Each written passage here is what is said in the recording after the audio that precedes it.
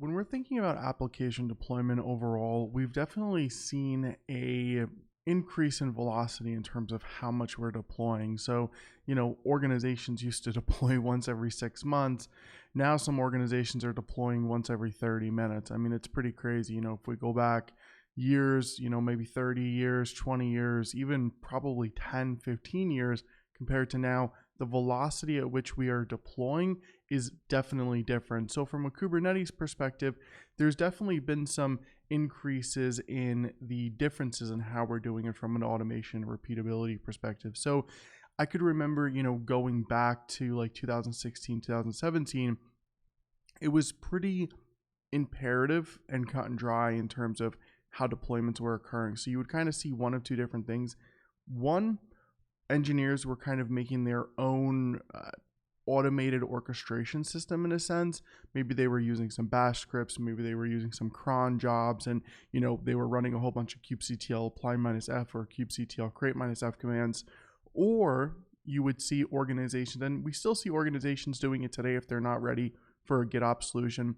They'll put a whole bunch of commands, kubectl apply -f for this deployment, for this Helm chart, etc., into a pipeline, and then that pipeline will run. So let's say, for example, a Kubernetes manifest is updated, then, the pipeline will kick off, everything will be deployed.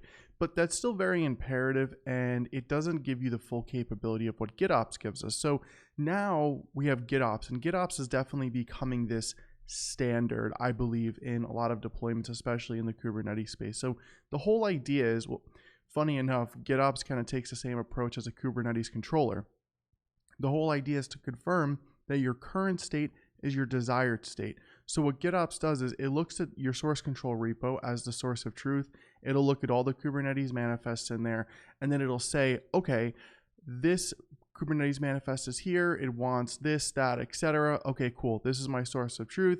Then it'll confirm, or rather deploy, on the Kubernetes cluster that manifest. So the GitOps controller itself, it's looking at the source control repo and it's saying, okay, this is what's expected, now I'm going to deploy it. And then there's an interval check-in. So you could have it every 5 minutes, you could have it every day, you could have it every 30 seconds. Kind of depends on how many deployments you want to occur, how comfortable you are, etc. Of course, you can always increase that velocity from an interval perspective.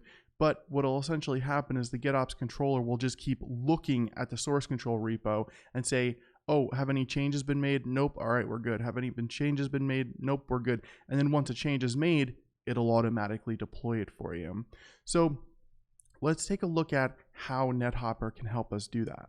So one of the biggest things with GitOps is it's not the easiest thing to kind of get up and running. I mean, there are literally books about it. It's very complex. It's very in-depth.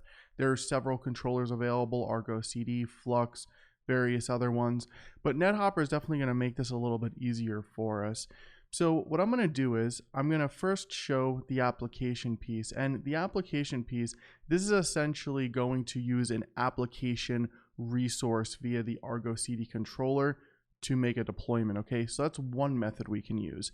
The next method that we can use are Argo CD workflows. And if we just take a look at this, an Argo CD workflow is an open source container native workflow engine for orchestrating parallel jobs on Kubernetes. Okay, so this is going to allow you to have parallel jobs running on Kubernetes for all of your deployments. So what we can do is we can click the actions button and we can create a workflow like that, or we can create the workflow right from this green button here. So now at this point, we'll choose the network, right? So I only have one network, which is AKS. So if I go to my networks, we can see here I only have one network and one cluster running within that network. But if I had multiple, I could, of course, change the networks here. So next what I'm going to do is I'm going to give this a name. I'll just say test workflow. And then you can configure your repository. So we do have a sample repository here. You could also add your own source. So you can do the repository type, whether it's in Helm, whether it's in Git. You can choose whether it's public or private. If it's private, you'll have to put in your credentials and all that fun stuff. And then the repository URL, and then any labels that you want to give. Next, you can go ahead and you can choose your branch or your tag. So you can choose a tag here. You can choose the branch. I'll go ahead and I'll just choose the main branch. And then from here is where you choose what you actually want to deploy. So maybe we'll deploy guestbook, okay? And then the destination namespace is going to be NetHopper.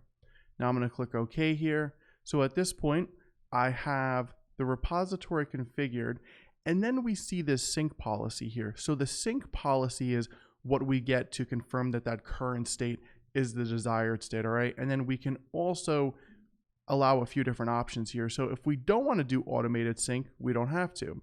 Pruning resources will essentially delete and recreate. That kind of depends on the workflow. I personally prefer to turn that off. And then of course we want some self-healing. And then we have other pieces here for retries, skipping validation schemas, auto creating namespaces, etc. Okay. So the next thing is we can use this Kubernetes manifest config tool. All right. So we could use Helm, we can use Customize, KSonnet directory, plugin. This will give us the ability to utilize our configuration tool if we wanted to. And then we can also choose the project in Argo CD. Typically it's default, but it all depends if you've changed up that project. All right. Now at this point, the object is created and the workflow is going to begin. Okay. So we'll have our templates if we want to create templates or define any, our event resources for Argo, any sensors, and details. So as we can see, this test workflow is deployed right here. We can see it's the one that we deployed, August 23rd, 10:56. We can see that's the time here.